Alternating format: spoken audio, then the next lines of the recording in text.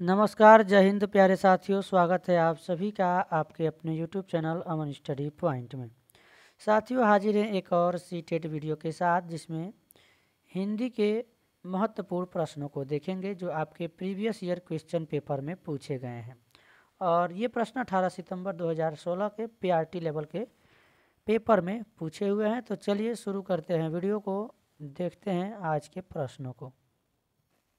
तो साथियों, ये प्रश्न है आप सभी के स्क्रीन पर और ये गद्यांश दिया गया है, जिसको पढ़कर पूछे गए प्रश्नों के सही उपयुक्त उत्तर वाले विकल्प को चुनना है।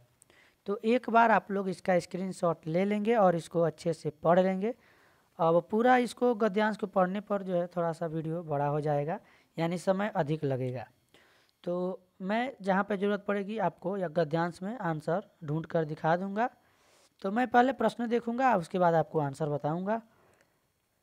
ऐसे जो है समय कम लगेगा और पूरा गद्यांश पढ़ेंगे, फिर हो सकता है भूल जाएं, फिर हम लोग प्रश्न को देखें, फिर हम लोग यहाँ पर आंसर ढूंढने आए बार बार, तो एक ही चीज़ को 2 बार करना पड़ेगा। तो आपको जैसे सुविधा लगे आप लोग देख सकते हैं। समय बड़ा ही कीमती है आप सभी के लिए, हमारे लिए भी। और आज का जो वीडियो है टाइम से नहीं मिल सका आप सभी को, उसके लिए क्षमा चाहेंगे। समय की थोड़ा सा यहाँ पर दिक्कत थी, इसलिए ये वीडियो आपको देर सवेर मिल रही है। तो चलिए शुरू करते हैं वीडियो को, देखते हैं आज के प्रश्नों को। आप लोगों ने अभी तक इसका स्क्रीनशॉट ले लिया होगा।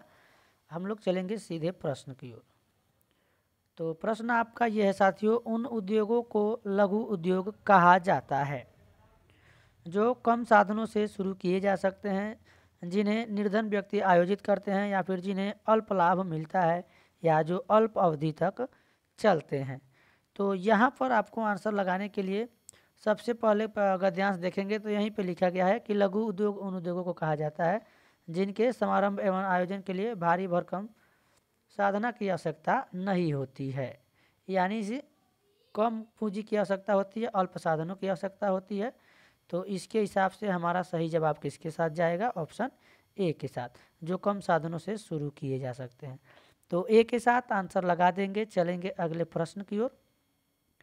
अगला प्रश्न साथियों आपका ये रहा स्क्रीन पर, मशीनीकरण से तात्पर्य है मशीनों की अधिकाधिक खरीद, मशीनों का अधिकाधिक उपयोग, मशीनों का अधिकाधिक निर्माण, या फिर मशीनों की अधिकाधिक उपलब्धता। तो मशीनीकरण का जो अर्थ है साथियों, उसका अर्थ ये हुआ कि मशीनों का अधिकाधिक उपयोग हो रहा है। तो आंसर लगाएंगे बी के साथ। अब यहाँ पर जब गद्यांश आप देखेंगे भारत जैसे देश के लिए, तो इस प्रकार के लघु उद्योगों का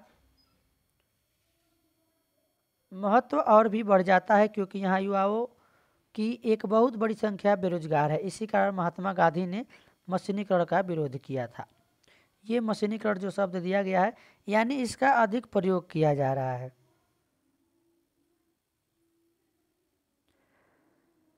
तो चलेंगे देखेंगे अगले प्रश्न को। अगला प्रश्न हम लोग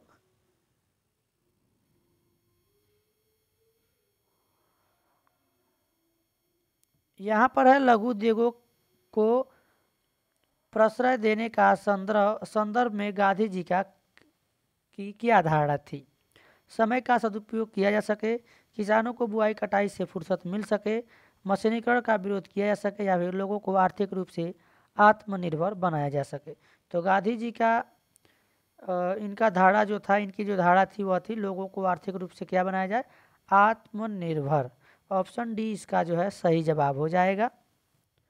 तो गद्यांश में भी हम लोग इसको देख लेते हैं इसका आंसर। यहाँ पर जो है उनकी यह स्पष्ट धारणा थी कि लघु उद्योगों को प्रश्रय देने से लोग स्वावलंबी बनेंगे, यानी आत्मनिर्भर बनेंगे। तो आपको यहीं पर आंसर देखने को मिलेगा। तो अगला प्रश्न देखते हैं, भारत जैसे देश के लिए लघु उद्योग धंधों का महत्व क्यों बढ़ जाता है? क्योंकि यह बहुत से लोगों को काम की ज़रूरत है, क्योंकि यहाँ मशीनों की उपलब्धता बहुत कम है, क्योंकि यहाँ युवा वर्ग को मशीनों पर काम करना नहीं आता, या फिर यहाँ कम पूंजी वाले लोग अधिक संख्या में हैं। तो सही जवाब हमारा हो जाएगा ऑप्शन सी नहीं होगा साथियों, ये तो गलत है, क्योंकि वहाँ वर्ग मशीनों की काम करना नहीं आता, ऐसा नहीं है। काम करना आता है, ये तो हमारा निगेटिव हो गया, ये वाला आंसर नहीं होगा। हमारा सही जवाब होगा यहाँ बहुत से लोगों को काम की ज़रूरत है। तो ए के साथ आंसर लगा देंगे। चलेंगे अगले प्रश्न की ओर। अगला प्रश्न है विषमता का विपरीतार्थक शब्द है विषमता, तो ये हो जाएगा समानता। तो सी के साथ सही जवाब हमारा होगा, आंसर लगा देंगे। अगला प्रश्न है समृद्ध शब्द में भाव है, भाव पूछा गया है धनी होने का, समर्थ होने का, रोजगार पाने का या फिर खुशहाल होने का। तो धनी होने का मतलब है ये जो है धनी होना, समृद्ध होना। ऑप्शन हमारा ए सही हो जाएगा।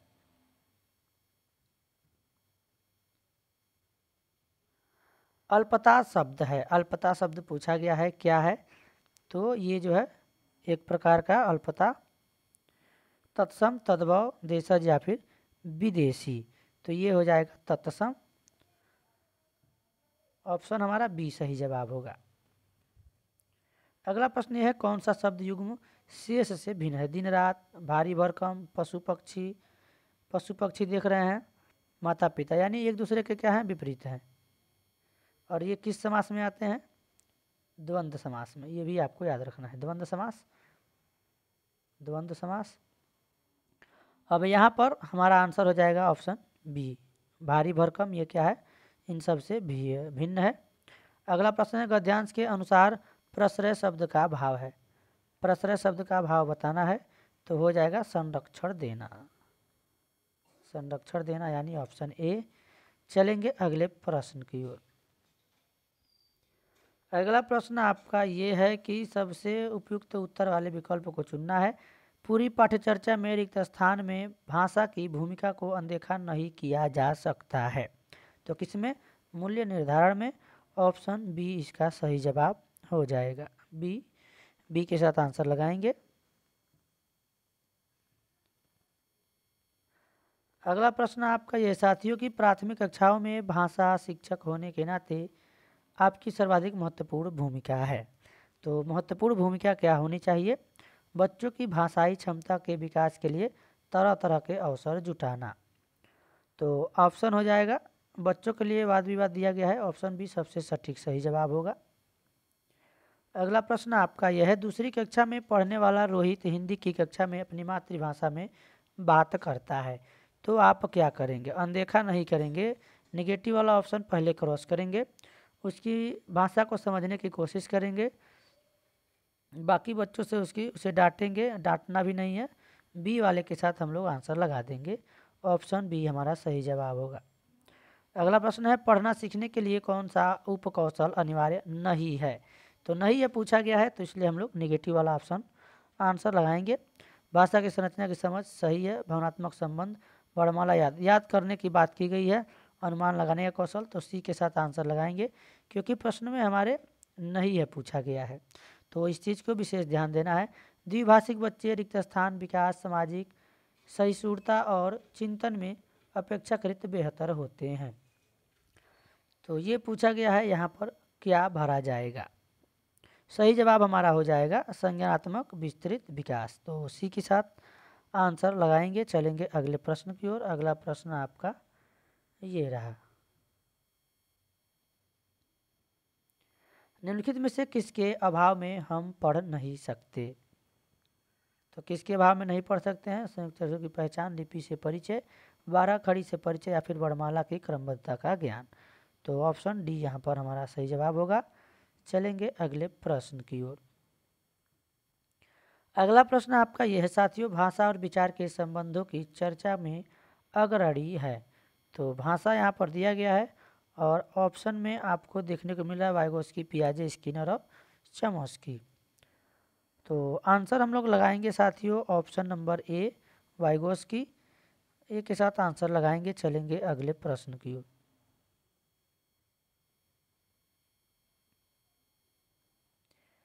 अगला प्रश्न आपका यह है सिद्धार्थ की मां ने अपने परिवार के सदस्यों से अनुरोध किया है कि वे घर में एक ही भाषा का प्रयोग करें जिससे कि सिद्धार्थ का भाषाई विकास ठीक से हो सके, उनके बारे में आप क्या कहेंगे।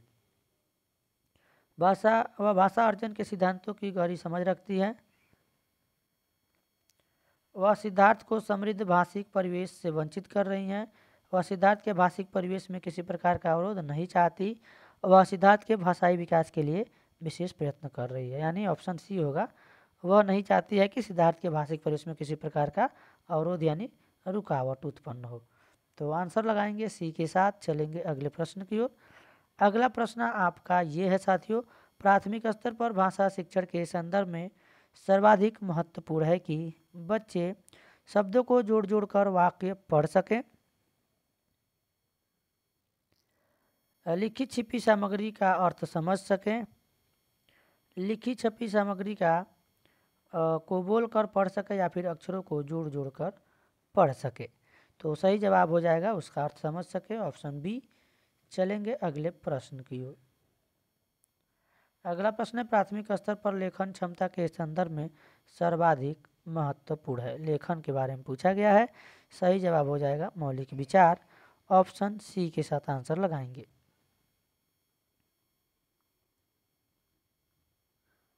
अगला प्रश्न है साथियों आपका ये, निम्नलिखित में से कौन सी गतिविधि श्रवण एवं वाचन कौशलों के विकास के लिए सर्वाधिक उपयुक्त होगी? प्रश्नोत्तर सत्र आयोजित करना, रेडियो समाचार सुनना, कहानी सुनकर उस पर बच्चों की प्रतिक्रिया जानना, या फिर हाव भाव के साथ कविता बुलवाना। तो यहाँ पर कहानी सुनाकर उस पर बच्चों की प्रतिक्रिया जानना, ऑप्शन सी इसका सही जवाब होगा। अगला प्रश्न है, वाणी रिक्त स्थान होती है और लिखित भाषा की तुलना में काफ़ी तेज़ी से बदलती रहती है। तो जो वाणी है साथियों वह क्या होती है? स्थिर होती है, ऑप्शन सी सही जवाब हो जाएगा। चलेंगे अगले प्रश्न की ओर। बहुभाषिक कक्षा से तात्पर्य है। तो बहुभाषिक कक्षा से तात्पर्य है जिस कक्षा में प्रत्येक बच्चे घर की बोली को क्या किया जाए? सम्मान दिया जाए। तो सी आंसर हो जाएगा। चलेंगे अगले प्रश्न की ओर।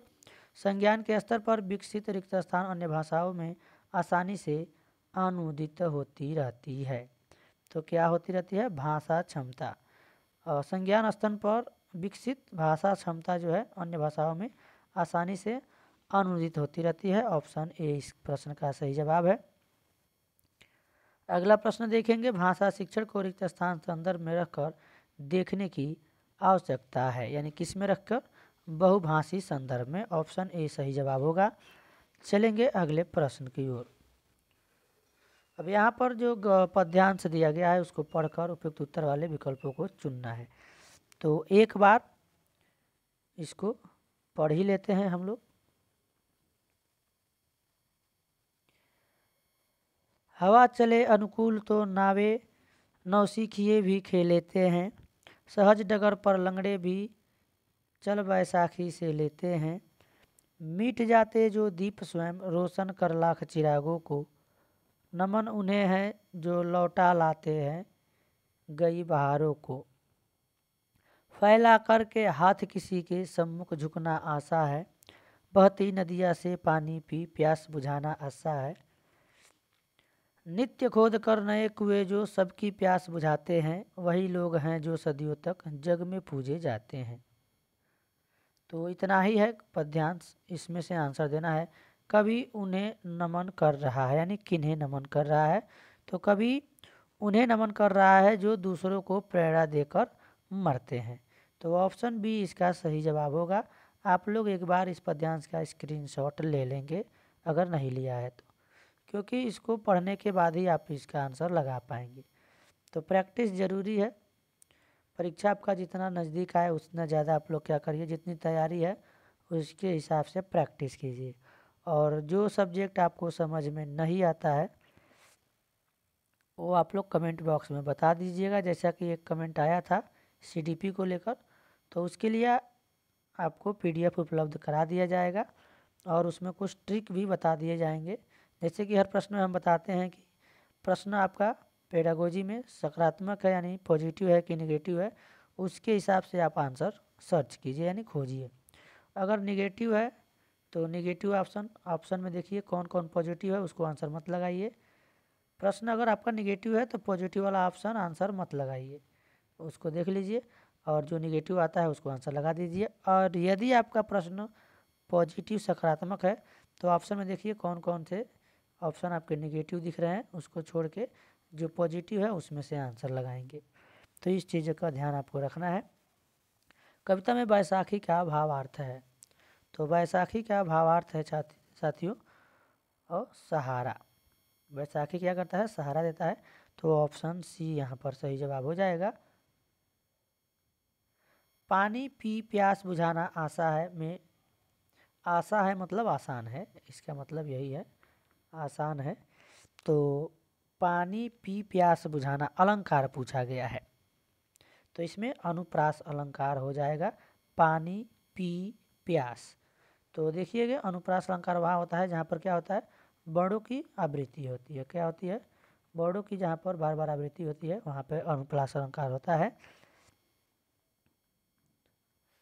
समाज उन्हें सदा सम्मानित करता है जो, समाज किसे सम्मानित करता है, तो समाज उन्हें सम्मानित करता है जो अपने कामों से सबका क्या करते हैं, हित करते हैं। ऑप्शन सी सही जवाब होगा।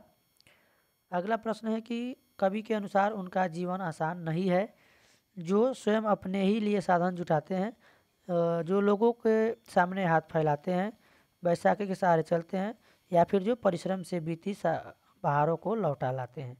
तो ये ऑप्शन हमारा ऑप्शन डी सही जवाब हो जाएगा। तो डी के साथ आंसर लगाएंगे।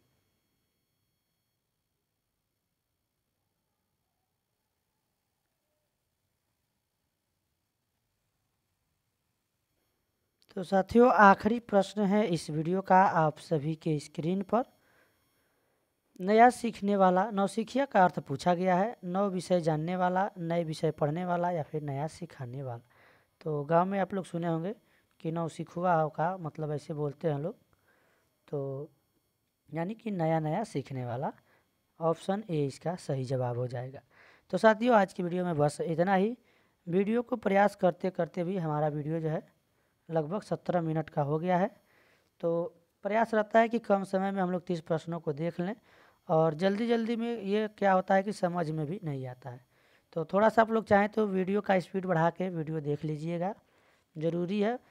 पढ़ने से ज़्यादा समझना ज़रूरी है। अगर हम 10 प्रैक्टिस सेट भी लगाएं और समझ में ना आए तो हमारे किसी काम का नहीं है।